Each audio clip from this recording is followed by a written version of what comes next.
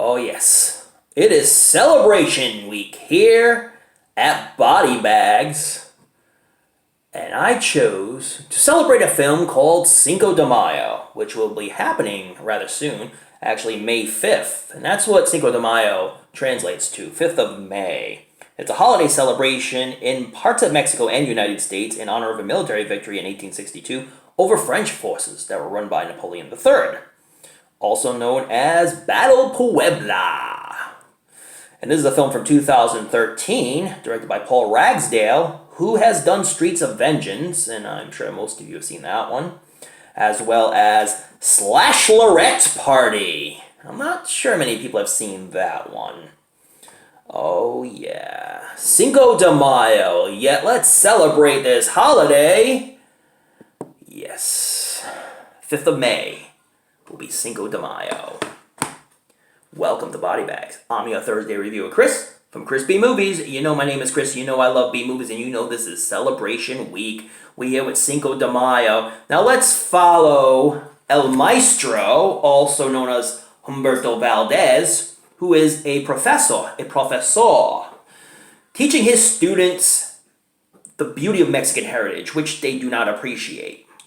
They think his class sucks. They think he's boring and dull. They're not interested on the topic, except for one Spanish girl who really believes in what he's teaching because that's her heritage and that's what she grew up with. So she really believes in him. But things are going to go sour for Mr. Valdez as he meets up with the dean, and the dean basically fires him in the most obnoxious way ever. Like, first of all, he had "you're fired" with a big smiley face, and then as soon as he came in, he pointed out to him, and then he erased it, and then he basically fired him in one of the most obnoxious ways ever. And again, the dean, and the way he fired him, it was very prejudicial. So he's pissed off, obviously, for getting fired for no apparent reason whatsoever. I mean, he tries to do the best he can to teach his students, and the dean just really doesn't like his methods of teaching, so he just canned him. But he told him to meet with Dr. Love, who is the school psychologist. So Humberto Valdez, he goes up and meets up with this guy, and this guy is very prejudiced as well. And he tells him that people like you are killers, and that's what you should do. And then he hands him a knife, and he's like, now practice like you're gutting somebody. He's like, because Mexicans are basically Indians, you know, and you guys are all basically Aztecs, and you're basically all killers.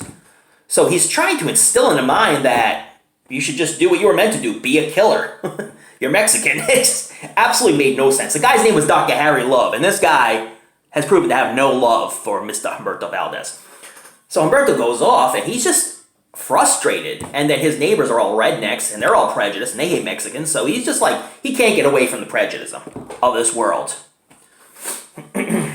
So he goes home, he's met up with the sheriff, and the sheriff's like, one of your neighbors said that you threatened them.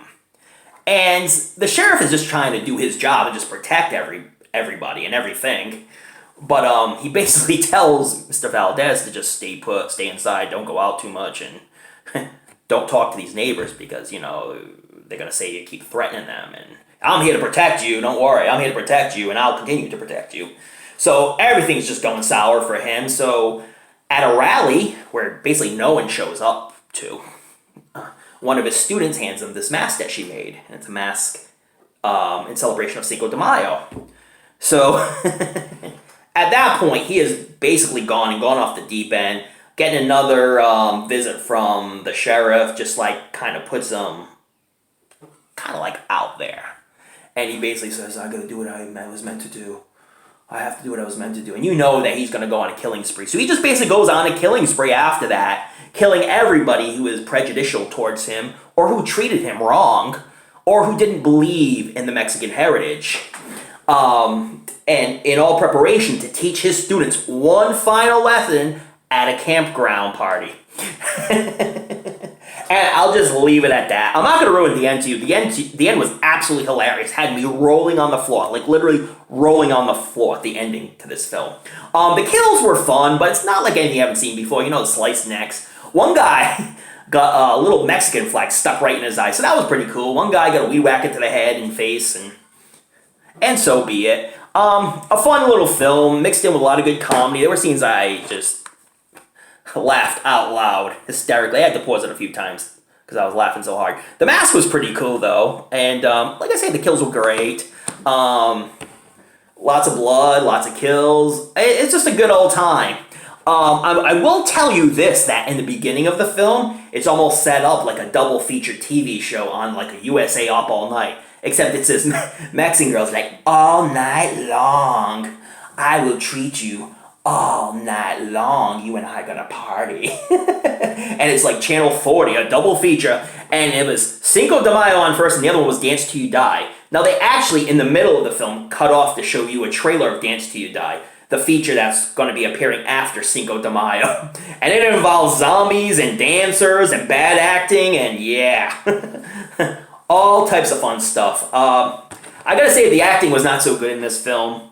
Other than Anthony Iava Tiomata, who played Humberto Valdez. He was a really good actor, and he did a really good job in this film, but everybody else was just kind of like paled in comparison.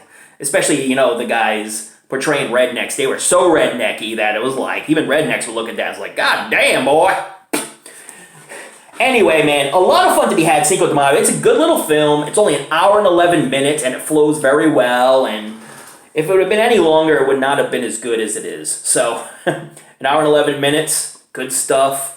Fun film, and sends a really good message. And the ending is hilarious. Had me dropped on the floor laughing hysterically. So if you like a good mix of comedy and horror, check out Cinco de Mayo. Yeah. Alright guys, this is going on the Cheeseometer, because this was one cheesy film. 10 being the best cheese you'll ever get, 1 being the absolute worst. I give it a solid 8. This movie was a whole lot of fun. I really enjoyed this film. And now, I have to watch Paul Ragsdale's other films. I have yet to see Streets of Vengeance. I know most people have, but I have not, and Slash Lorette Party, amongst his other films as well. Well, thank you guys so much for watching. Definitely check out Cinco de Mayo, and on Cinco de Mayo, you should probably watch Cinco de Mayo in celebration of Cinco de Mayo. Yeah! Check out all the other reviews. They're all awesome, and this is celebration week, so we'll all be celebrating this week. Like if you like, please subscribe to BodyBags. And if you want crispy movies, either or, you never know what you're going to get, but you're going to get some good times. That's what you're going to get. Oh, yeah. And tune in next week, because you never going to know what I bring to the table, but obviously, something fun. Yeah. We're going to have a good time, just like we're having right now, right? I hope so. Don't forget to watch those late-night horror movies. Read up on your latest Fright Mags. Please don't forget to tune in to another episode of the show we call BodyBags.